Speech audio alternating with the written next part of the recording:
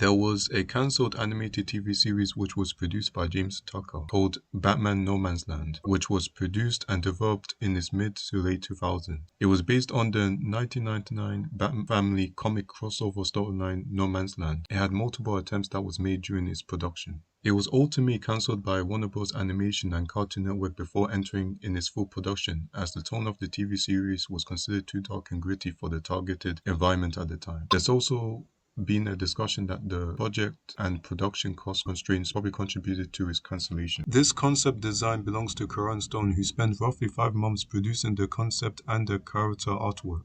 Looking at the image in the background, we can see that Gotham appears to be in ruins, including on what we can see, such as the Wayne Tower being in ruin and other buildings in ruin. We can also see that the bat signal is also broken, which is interesting.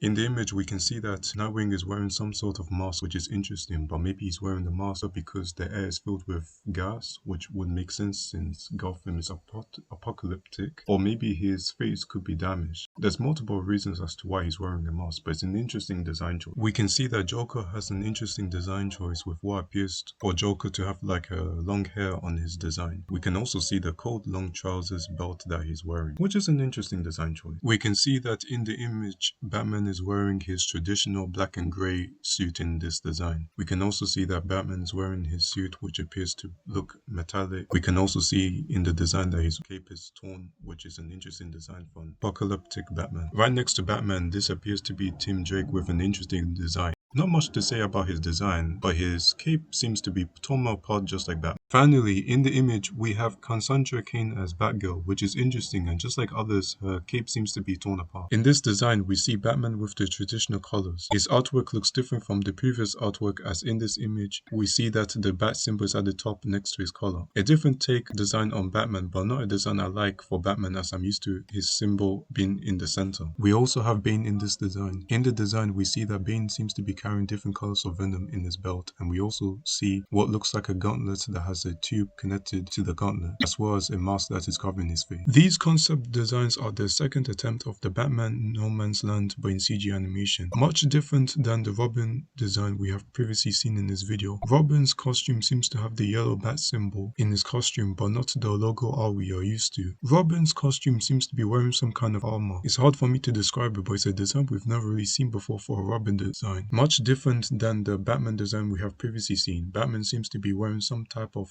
tactical armor vest, which is interesting. From what I'm seeing from the image, I think Batman's tactical vest has like a bat logo in the middle. No Man's Land's concept idea. I can't help but notice that another concept game had the exact same idea, which was the Batman Beyond game.